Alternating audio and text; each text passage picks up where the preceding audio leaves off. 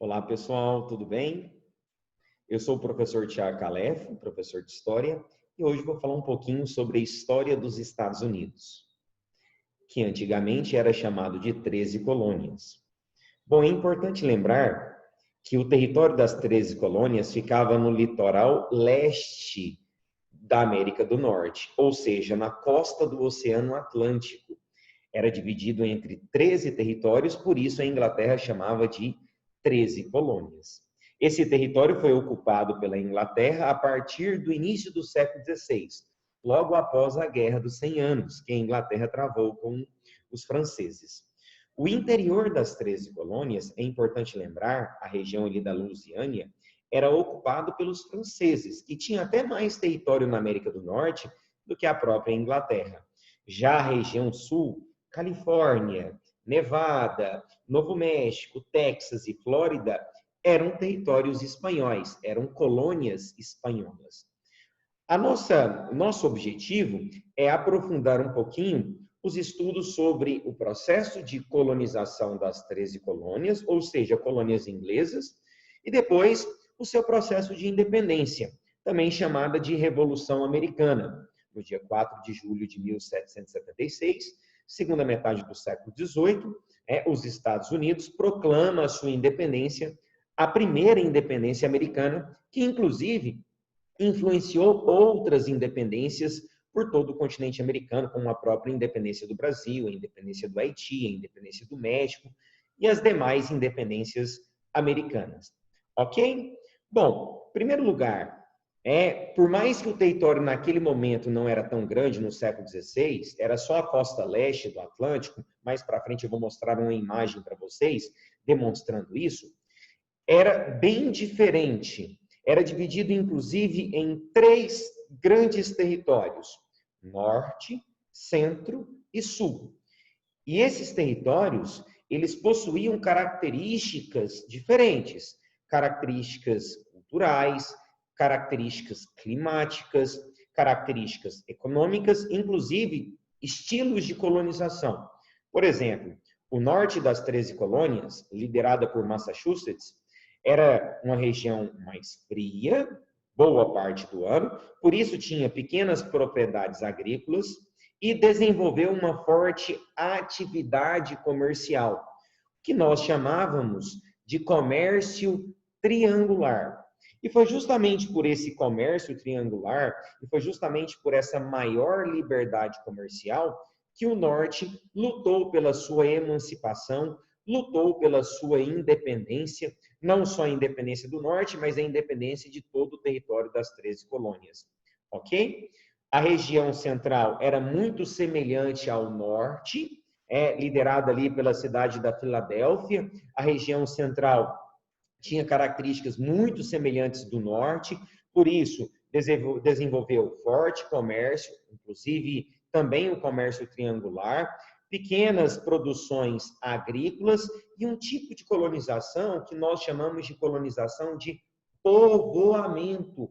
Então, norte e centro desenvolveram uma colonização de povoamento.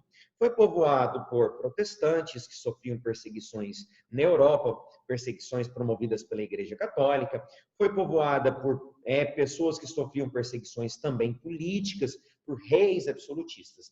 Já a região sul, região com clima mais tropical, com terras extremamente férteis, Carolina do Norte, Carolina do Sul, Geórgia.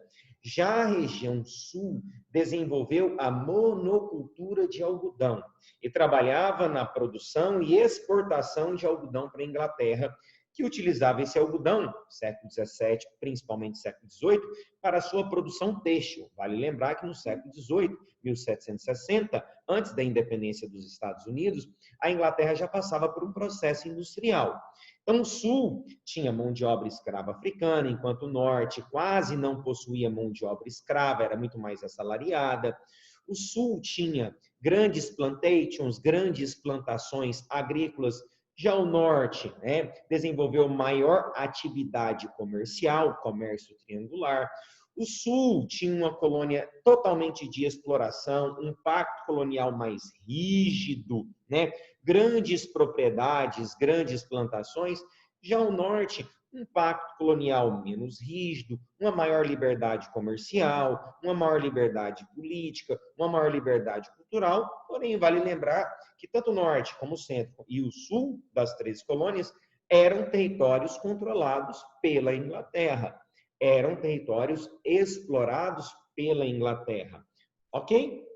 Bom, levando tudo isso em consideração, então vou abrir aqui o tema da nossa aula, a Revolução Americana. A Revolução Americana do dia 4 de julho de 1776 pode receber mais 2 nomes em provas de vestibular. Primeiro, Revolução Americana. Segundo, Independência dos Estados Unidos da América. Terceiro, Independência das 13 colônias, sendo que era assim que elas eram divididas até 4 de julho de 1776. Ok? Bom, a independência das 13 colônias, ou também chamada de independência dos Estados Unidos, ela aconteceu através de uma guerra, um conflito militar. Foi a primeira independência da América, com forte influência dos ideais burgueses, dos ideais liberais, dos ideais iluministas. Inclusive, logo após a independência, eles implantaram um estilo político republicano. Porém, para conquistar essa independência, eles travaram uma dura guerra contra os ingleses.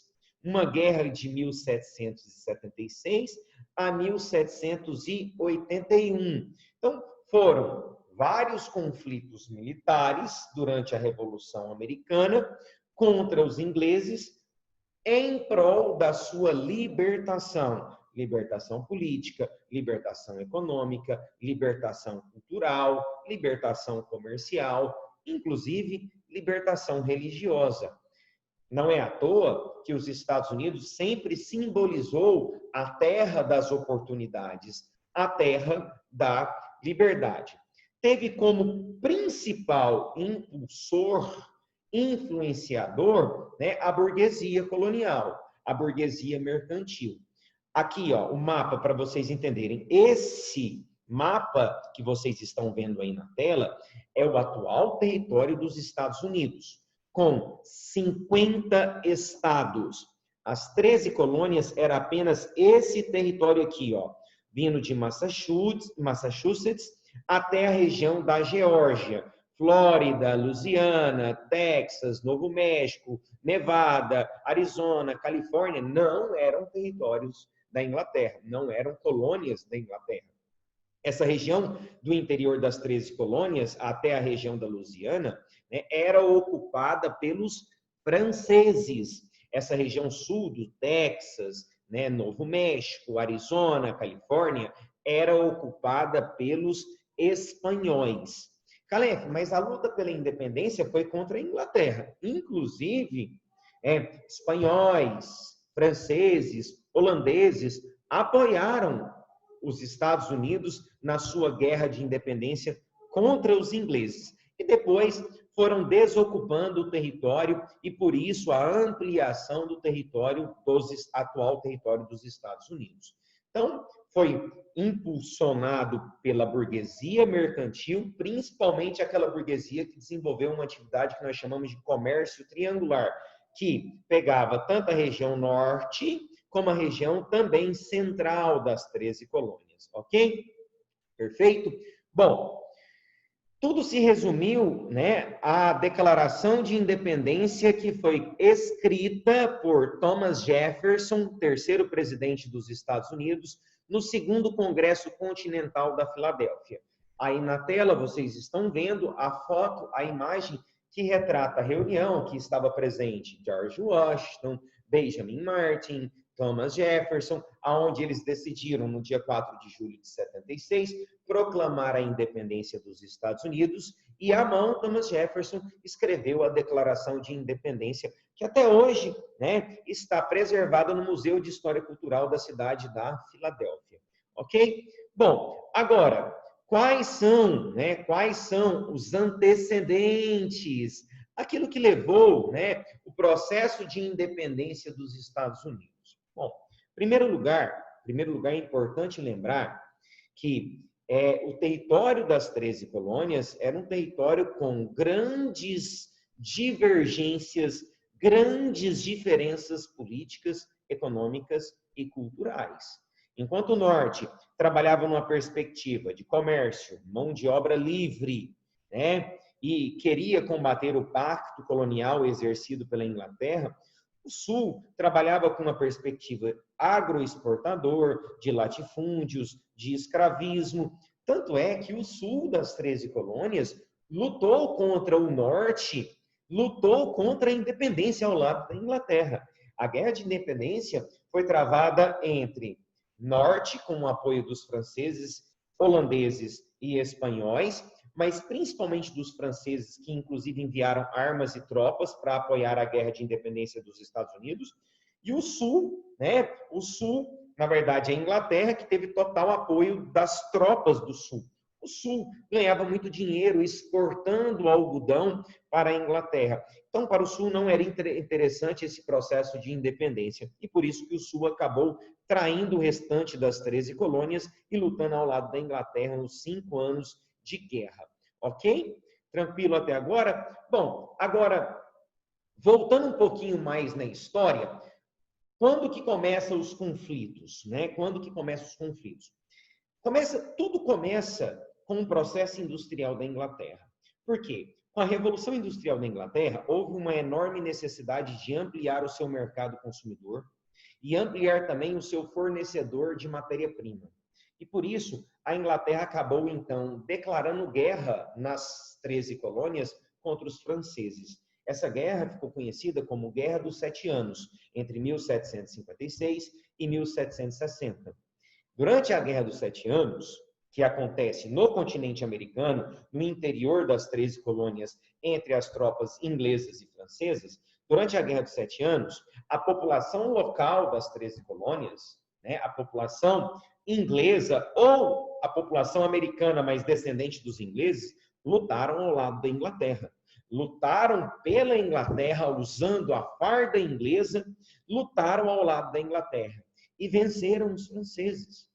Durante a Guerra dos 7 Anos, a Inglaterra massacrou as tropas francesas, porque a Inglaterra tinha o apoio do exército colonial, também chamado de exército continental. Não só massacrou, né, as tropas francesas, como obrigou a França a assinar o Tratado de Paris. Nesse Tratado de Paris, a França retira suas tropas do atual território dos Estados Unidos, cede todo o território para a Inglaterra e declara a vitória inglesa nessa guerra. Calef, por que a França decidiu assinar o Tratado de Paris? Para que então a Inglaterra não continuasse invadindo os outros territórios franceses, como por exemplo o Canadá era território francês, as Antilhas também tinha muito território francês. Esses territórios foram tomados em outros conflitos posteriores, lembrando que o Canadá também foi tomado pelos ingleses. Mas durante a Guerra dos 7 Anos, que a Inglaterra acaba vencendo, a França assina o Tratado de Paris, retirando suas tropas do interior das 13 colônias. Só que essa vitória, ela só foi possível graças ao apoio do exército continental, ou seja, do exército colonial. Esse exército colonial, ele era formado por ingleses que viviam nas 13 colônias, ou os descendentes de ingleses que já tinham nascido nas 13 colônias. Para e pensa, após essa vitória, no mínimo, a Inglaterra deveria agradecer o exército continental, mas não foi isso que a Inglaterra fez. Observe na data, no slide à frente. A Guerra dos 7 Anos acabou em 1763. Em 1764, a Inglaterra criou a Lei do Açúcar. Por que a Inglaterra vai criar uma série de leis? Porque como a Inglaterra travou uma guerra que durou 7 anos, mesmo vencendo, ela teve perdas humanas, ela teve perdas econômicas. Durante esse conflito, ela teve perda material, ela perdeu armamentos, ela perdeu pólvora, ela teve uma perda financeira. E a sua galinha dos ovos de ouro, sua fonte de riquezas, era as 13 colônias. Então, ao invés de agradecer o exército continental e agradecer as 13 colônias pela vitória na Guerra dos 7 Anos, o que a Inglaterra fez? A Inglaterra criou impostos sobre as 13 colônias para se reconstruir após a Guerra dos 7 Anos. Dentre esses impostos, ou leis, como eles chamavam, eles criaram a Lei do Açúcar, que determinava que todo o açúcar ou derivados do açúcar comercializado nas 13 colônias deveria ter um repasse de aproximadamente 30% para a Inglaterra, ou seja, a Inglaterra ficaria com 30% de todo o comércio de açúcar ou derivado de açúcar em todo o território das 13 colônias, prejudicando diretamente o comércio triangular exercido pelo norte. Posteriormente, em 1765, ela criou a Lei do Selo, determinando que todos os documentos que fossem criados nas 13 colônias, seja no norte, centro ou sul, deveria ter um selo, e esse selo era um imposto cobrado também pela metrópole, também pelo governo inglês. Até aí, a população colonial não reagiu com tanta força. Quando foi criada a Lei do Selo, alguns membros do norte, alguns líderes do norte invadiram, as casas de selo, queimaram os selos, destruíram as casas de selo, que era uma espécie de correio da época, e tentaram reagir. Porém, nada mais do que isso. Agora, quando foi criada em 1773 a Lei do Chá, 1773 foi criada a Lei do Chá. A Lei do Chá determinava que todo chá comercializado nas 13 colônias deveria ter um repasse de impostos para a Inglaterra. E era muito comum o consumo de chá nas 13 colônias, até porque faz parte da cultura inglesa que as 13 colônias eram uma colônia inglesa. Quando eles criaram a Lei do Chá, aí teve uma reação muito forte, que nós conhecemos como Festa do Chá de Boston.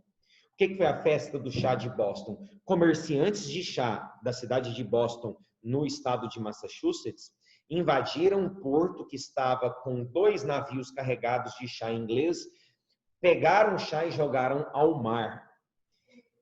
Aí a Inglaterra vai reagir também com extrema violência. Eles até tentaram enganar os soldados ingleses que estavam vigiando os navios, se vestiram, se fantasiaram de índios, para tentar dizer que foram índios, população nativa que invadiram o porto de Boston. Era muito comum que a população indígena invadisse territórios ingleses, fortes ingleses, mas eles foram reconhecidos, os comerciantes foram reconhecidos. A Inglaterra vai fazer uma sanção ainda maior, que nós chamamos de leis intoleráveis. Logo após a Festa do Chá de Boston, a Inglaterra vai criar as leis intoleráveis. O que foram as leis intoleráveis? Foram leis que determinaram o fechamento do porto de Boston por tempo indeterminado, uma indenização pelo chá jogado ao mar e um controle mais rígido sobre todo o comércio do norte das 13 colônias. Galera, a partir desse momento, 1774, os líderes do norte e do centro vão começar a se reunir e idealizar o processo de independência. Em 1774, 2 anos antes da independência, foi feito o primeiro Congresso Continental da Filadélfia. Nesse primeiro Congresso Continental da Filadélfia, eles escreveram uma Declaração dos Direitos dos Colonos, onde eles exigiam o fim das leis intoleráveis e de qualquer lei abusiva criada pelo governo inglês, na época governada pelo Rei George da Inglaterra. Essa declaração foi enviada para o parlamento inglês, exigindo o veto do rei, exigindo o fim dessas tarifas abusivas, exigindo o fim das leis intoleráveis. O rei George não aceitou a declaração, não aceita a declaração, e em 1775, o rei George envia tropas para as 13 colônias para oprimir esse grupo que já se organizava, se reunia pró um processo de independência.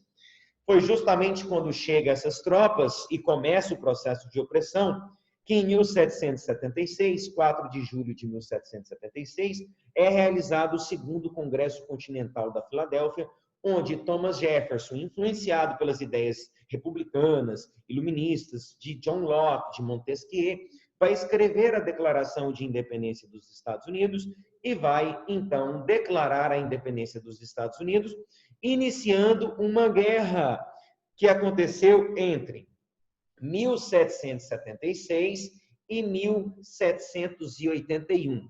Os ingleses enfrentaram sérios problemas: comando desunido, comunicação lenta, população colonial hostil, falta de experiência em combater em território americano, ou seja, não conhecia o território. Os ingleses enfrentaram sérios problemas, mas quase venceram esse conflito, quase venceram a Guerra de Independência. Por que não venceram? Primeiro, o exército colonial, agora chamado de Exército dos Estados Unidos, também chamado de Exército Continental, teve o apoio de algumas grandes potências europeias. Holandeses e espanhóis apoiaram enviando suprimentos e armamentos. Franceses enviaram tropas que lutaram ao lado dos Estados Unidos. Esse apoio europeu, obviamente que esses três grandes países queriam ter influência econômica após a independência no território dos Estados Unidos, mas esse apoio europeu ajudou muito na Guerra de Independência, facilitou muito o processo de independência. O que os colonos tinham? Primeiro, vontade. Segundo, nacionalismo. Existia divergências entre Norte e Sul? Sim. Existia falta de organização? Sim. Mas a força de vontade, o sentimento ultranacionalista, o apoio francês, o apoio holandês e o apoio inglês levou os Estados do Norte a vencer a Guerra de Independência. Em 1781, eles venceram a Guerra de Independência. 2 anos depois, em 1783, os ingleses assinaram o Tratado de Paris, que acontece na França, na capital francesa, na cidade de Paris, reconhecendo a independência dos Estados Unidos. Perceba a França exercer um papel fundamental nesse processo. Mais para frente, já no século XIX, entre 1812 e 1815, nós teremos um novo conflito militar dentro do território americano, pela independência dos Estados Unidos, tanto é que em 1812 os ingleses chegaram a colocar fogo na Casa Branca, a casa presidencial dos Estados Unidos. Porém, nesse segundo conflito militar, os americanos venceram mais uma vez e aí consolidaram de vez a sua independência. Mas antes disso, em 1887, foi então escrito a primeira Constituição criada em um país emancipado na América. Como eu disse aqui para vocês, a guerra fortaleceu a independência dos Estados Unidos. Os Estados Unidos se tornou independente de 3 países: Inglaterra, que era o maior dominador, os franceses, que ocupavam o interior, mas acabaram cedendo o território para os Estados Unidos, e os espanhóis, que inclusive, quando não cedia, vendia território, como por exemplo da Flórida, vendeu o território da Flórida para os Estados Unidos. Ok? Bom, em 1887, vou passar aqui para vocês. Em 1887, nós temos então a criação da Constituição Republicana dos Estados Unidos. Era uma Constituição federativa, com 3 poderes, que visava ainda o voto censitário, excluía índios, mulheres e negros, porém, já era um avanço constitucional, já era um avanço de liberdade, até porque foi a primeira independência da América e foi o primeiro país a implantar um estilo político republicano no continente americano, inclusive influenciando outras independências. Como eu digo aqui, a importância do movimento propagou a ideia de liberdade por todo o continente americano e influenciou outros movimentos iluministas por todo o continente americano. A segunda independência da América foi a do Haiti, depois nós teremos um efeito dominó por todo o continente americano, teremos a independência do México, a independência do Brasil, a independência da Argentina, posteriormente a independência do Uruguai e de todo o território americano. Ok? Espero que vocês tenham gostado, espero que vocês tenham entendido, né? E após, então, a segunda metade do século XVIII, os Estados Unidos passam a ser um país completamente emancipado, completamente livre das metrópoles europeias, especificamente da Inglaterra. Ok, queridos? Qualquer coisa estou à disposição de vocês.